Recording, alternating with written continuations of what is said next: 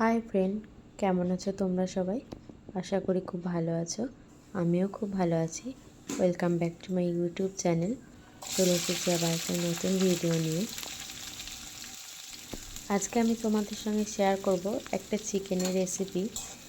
এই চিকেনটা তোমরা একবার বাড়িতে বানিয়ে দেখবে, একটু অন্যরকম কিন্তু খেতে খুবই টেস্টি। দেখো, চিকেন তো মোটামুটি সবাই বানাতে পারে। এটা এমন একটা রান্না যেটা মোটামুটি সবাই পারে, কিন্তু সবার হাতের টেস্ট কিন্তু একরকম আসে না। একরকম পদ্ধতিতে বানালেও সবার হাতের টেস্ট একরকম আসে না। তো আমিও সেরকম চিকেনে কিছু রেসিপি জানি, যেটা আমার মতো করে মন হয় সেরকম আমি বানাই। তো সেরকমই একটা রেসিপি আজ তোমাদের সঙ্গে শেয়ার করব।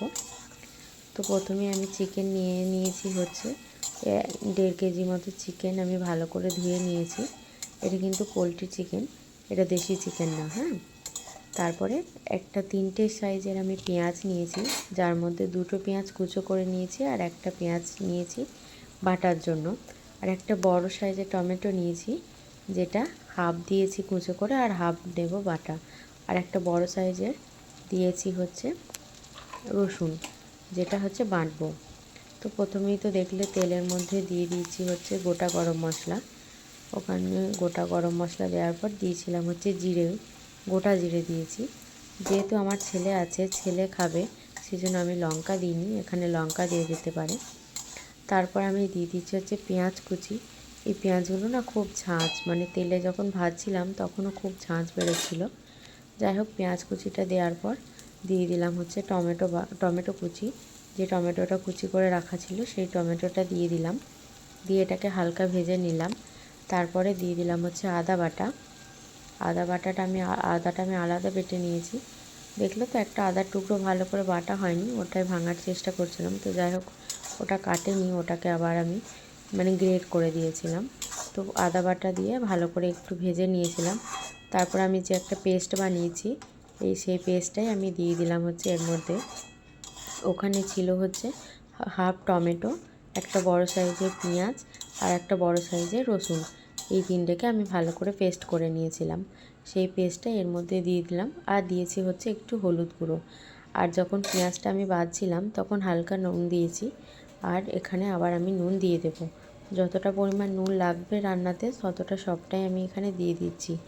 এর মধ্যে কিন্তু কোনো রকম গুঁড়ো মশলা আমি ইউজ করব না, আজকে সব কিছু বাটা মশলাতেই ইউজ করছি। তো দেখো, এবার সব কিছু এর মধ্যে দেয়া হয়ে গেছে। এবার শুধু একটাই কাজ, এটা ভালো করে কষাতে হবে। একদম পুরো মশলাটা ভাজা ভাজা করতে হবে, তবেই এই মশলা থেকে টেস্টটা বেরোবে। পুরো ভাজা ভাজা করবে, তারপরে কিন্তু চিকেনটা দেবে। তো দেখো, এখন তো পুরো মশলার জল আছে, জলটা পুরো শুকিয়ে যাক, আমি সেটাই করছি, পুরো জলটাকে শুকাচ্ছি। জলটা শুকিয়ে একদম তেল ছেড়ে যতক্ষণ না কড়াই লেগে যাবে ততক্ষণ কিন্তু এটা কষাতে হবে। এটা একটু ধৈর্যের ব্যাপার, মশলাটা অনেকক্ষণ কষাতে হবে। তো দেখো, আমার হালকা মোটামুটি কষানো চলছে, একটু কিন্তু জলটা শুকিয়ে এসছে, কিন্তু সে একদম কষানো হয়নি। এটা যখন একদম তেল ছেড়ে যাবে বুঝতেই পারবে তোমরা, আর একদম কড়াই লেগে লেগে যাবে, তখন এটা কষানো হবে। আমার কিন্তু চিকেনের মধ্যে সবথেকে এই চিকেনটা খেতেই বেশি ভালো লাগে। আমার দেশি চিকেনের থেকেও এই চিকেনটা ভালো লাগে। দেশি চিকেনও ভালো লাগে, কিন্তু এটা একটু বেশি ভালো লাগে। দেশি চিকেন যদি পাতলা করে প্রেসার কুকারের মধ্যে ঝোল করা হয় না, ওটা খুব ভালো লাগে।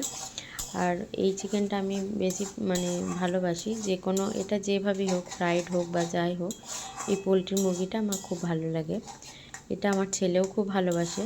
দীপু কিন্তু অত খেতে পছন্দ করে না এটা, দীপু দেশি চিকেনটাই বেশি পছন্দ করে। কিন্তু আমার ছেলেও বেশ ভালোবাসে আর আমিও ভালোবাসি এই চিকেনটা খেতে।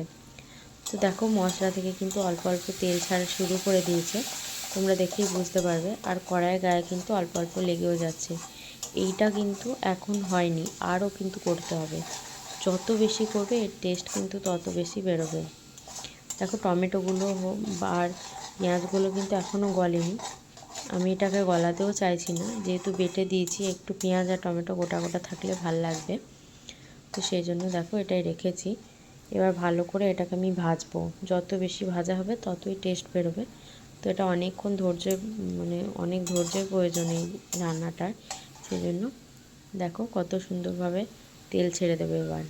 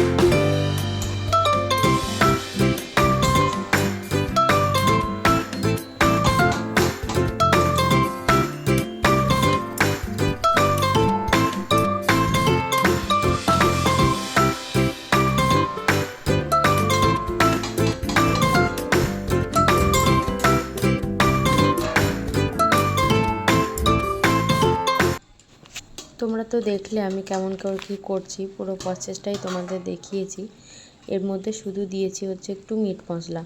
মিট মশলাটা বেশ অনেকটা পরিমাণেই দিয়েছি, যেহেতু কোনো রকম গুঁড়ো মশলা এর মধ্যে দিইনি, সেজন্য মিট মশলাটা আমি একটু বেশিই দিয়েছি। দেখো এখন থেকেই খুব সুন্দর কালার চলে এসছে। এটা যত বেশি কষানো হবে তত টেস্ট বেরোবে। তো যাই হোক, আমি ঢাকা দিয়ে দিয়েছিলাম একটু, মানে আমি কিন্তু চিকেনটা দিয়ে সঙ্গে সঙ্গে ঢাকা দিইনি, ওটাকে একটু ভেজে তারপরে ঢাকা দিয়েছি। সঙ্গে সঙ্গে ঢাকা দিলে কিন্তু অনেক জল বেরিয়ে যেত। আর গ্যাসের ফ্লেমটা কিন্তু আমি বেশ জোরেই রেখেছিলাম। তো দেখো আমার কিন্তু কষানো হয়ে গেছে। চিকেন থেকে যে জলটা বেরিয়েছিল সেটা আমি পুরো শুকিয়ে দিয়েছি, আর অল্প একটু আছে, এটা শুকিয়ে দেবো, তাহলে আমার কষানো হয়ে যাবে। এ দেখো পুরো শুকিয়ে গেছে। এবার এর মধ্যে দেবো হচ্ছে আমি জল, এর মধ্যে জল অ্যাড করব। দেখো একদম শুকনো শুকনো হয়ে গেছে, এটা কষানো হয়ে গেছে। কষাতেও আমি একটু টেস্ট করে দেখলাম, খুব সুন্দর খেতে লাগছিল। এটা তোমরা এভাবেও রাখতে পারো শুধু রুটি দিয়ে খাওয়ার জন্য, কিন্তু যেহেতু এটা আমাদের ভাতের জন্য খাওয়ার জন্য হচ্ছে, সেই জন্য আমি একটু জল দেব। আর জলটা এমনই দেব, ঝোলটা কিন্তু খুব একটা পাতলা করব না, খুব পাতলা ঝোল কিন্তু হবে না, আর খুব গাঢ়ও হবে না, মিডিয়াম ঝোলটা রাখবো। যেহেতু বাটা মশলা অনেক দিয়েছি তো সেজন্য ঝোলটা অনেকটা গাঢ়ই হয়েছিল। তো দেখো জল দিয়ে আমি ভালো করে চিকেনগুলোকে মিক্স করে নিচ্ছি। আর চিকেনগুলো দেখছো একটাও কিন্তু ভেঙে যায়নি, আর ওভার কুকও হয়ে যায়নি। একদম চিকেনগুলো জাস্ট মানে খুব শক্তও ছিল না, নরমও ছিল, একটু একটু নরম ছিল, কিন্তু ভেঙে যায়নি। একটু মানে খুব নরম আমি করি না, দীপু পছন্দ করে না খুব নরম মাংস। আর খুব নরম হলে না চিকেনগুলো পুরো ভেঙেও যায়, সেজন্য আমি নরম অত করতে চাই না। তো যাই হোক, এবার আমি ঢাকা আর দেব না। তো দেখো ঝোলটা কত সুন্দর ফুটে গেছে, এবার হয়ে গেছে। এবার আমি গ্যাসটাকে অফ করে দেব। তো থ্যাংক ফর ওয়াচিং বন্ধুরা, ভিডিওটি দেখার জন্য অসংখ্য ধন্যবাদ।